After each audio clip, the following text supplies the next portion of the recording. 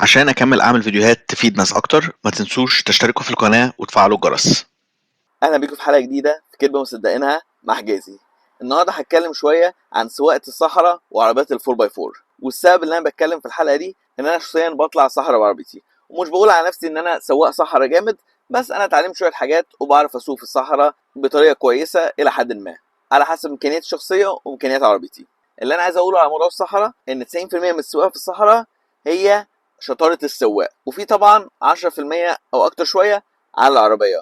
فاللي يجي يقول لك انا معايا عربيه الفلانيه، مش شرط ان هو يسوق كويس وممكن يغرز عادي، وفي عربيات جامده جدا لاند كروزر وجيب ونيسان والكلام ده كله بتغرز بسبب ان السواقين اللي بيسوقوها مش بيسوقوها كويس. طبعا العربيه الاقوى والعربيه الاحسن بتساعدك شويه انك انت لو غلطت غلطه العربيه هتلمها منك بسبب ان هي فيها القوه المطلوبه وفيها الدفع الرباعي المظبوط. بس لو انت برضو ما بتعرفش تسوق او ما تعلمش سواقه في الصحراء بتساق ازاي، عادي جدا هتغرز باي عربيه. انا بقول الكلام ده ليه؟ عشان بقول الكلام ده عشان في ناس تانية زي حالاتي. انا معايا عربيه رينو داستر مانيوال 4 باي 4 موديل 2016. اول ما جبتها ناس كتير قوي اتريقت عليا وقالت حجازي هو انت هتنزل بالعربيه دي الصحراء؟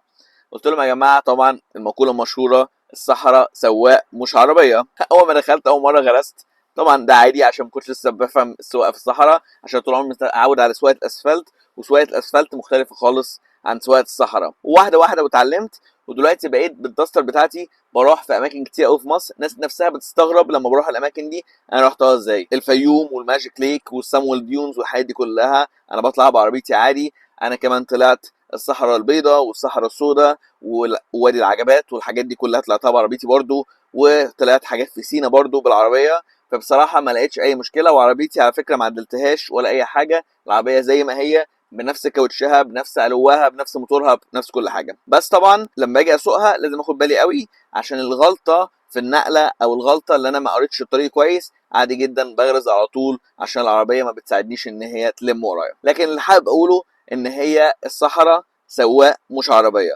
كل ما يكون عندك عربيه اقوى واعلى والكلام ده كله بيساعدك، بس ده مش شرط. عادي جدا لو انت عايز تكتشف الصحراء المصريه وتعمل رحلات زي اللي انا بعملها في الواحات وفي الفيوم والحاجات دي كلها، ممكن تجيب عربيه داستر، ممكن تجيب عربيه فيتارا، ممكن تجيب عربيه تيريوس، والكلام ده كله هيأدي معاك لو انت فعلا اتعلمت سواقه كويس من حد بيفهم، مش من حد بس بيقولك لا يا باشا العربيه دي ما تنفعش ان هي تخش الاماكن المختلفه دي.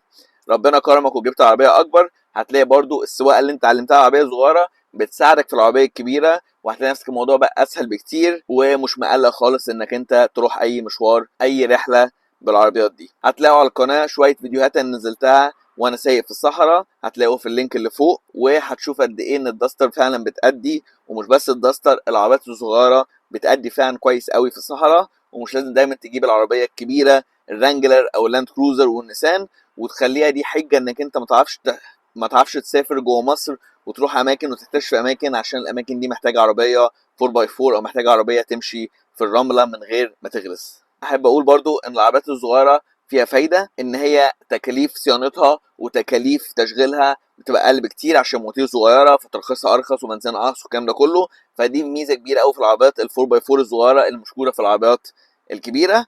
بس زي ما احنا قلنا هي محتاجه سواق ويكون فعلا ياخد باله من العربيه ويكون فاهم العربيه كويس قوي، عشان العربيه مش هتسعفك لو انت غلطت الغلطه اللي انت ممكن تغلطها مع العربيات الكبيره، والعربيات الكبيره هتلم معاك وتسعفك. انا عارف طبعا ملاك العربيات الصغيره زي الداستر والتيريوس والفيتارا والحاجات دي هينبسطوا جدا من الفيديو ده، وافتكر برضو ان ملاك العربيات الكبيره هيتفقوا معايا لما انا اقول ان السواقه في الصحراء هي عباره عن سواق مش عربيه وبس. ياما شفنا عربيات رانجلر ولاند كروزر حتى غرزت في الرمله، وفي الرمله مش صعبه قوي بسبب ان السواق ما كانش سايق كويس وما قراش طريق كويس وقعد بس يدوس بنزين لغايه ما غرز، والعربيه ما بقتش عارف حد يطلعها من كتر ما هي خلاص نزلت على بطنها وانت مش عارف تعمل فيها حاجه. سواقه الصحراء مختلفه خالص. لو انت طول عمرك متعود على تسوق على اسفلت زي حالاتي، انت في الاسفلت بتدوس بنزين بتدوس فرامل براحتك بتنقل براحتك العربيه تمام، مش تعمل معاك حاجه. في الصحراء الموضوع مختلف، الفرامل بحساب، ممكن تدوس فرامل العربيه تغرز منك على طول، لو دوست بنزين بزياده تلاقي العربيه برضو غرزت منك. لو عملت نقله غلط، لو انت سايق مانيوال هتلاقي العربيه ما فيهاش عزم كفايه ان هي تطلع من الرمله او تمشي في رمله تقيله. فكل ده حسابات لازم تكون واخد بالك منها، وتكون فاهم العربيه كويس عشان تعرف تعمل كده.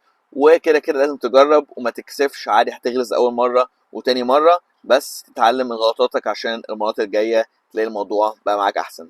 يا ريت تكون حلقه النهارده عجبتكم وشجعتكم انكم ممكن تجيبوا عربيه 4x4 صغيره وتطلعوا بيها رحلات، عشان مصر فيها حاجات كتير قوي حلوه ممكن تتفرج عليها بره طرق الاسفلت العاديه، تتفسح فيها وتنبهر قد ايه الحاجات دي موجوده عندنا في مصر، وانت ما كنتش تعرف عنها حاجه عشان ما كانش عندك عربيه توديك. كان معاكم محمد حجازي في كدبه مصدقينها. ويا ريت ما تنسوش تعملوا لايك وشير وسبسكرايب للقناه عشان تشوفوا الفيديوهات الجديده اللي هعملها ان شاء الله.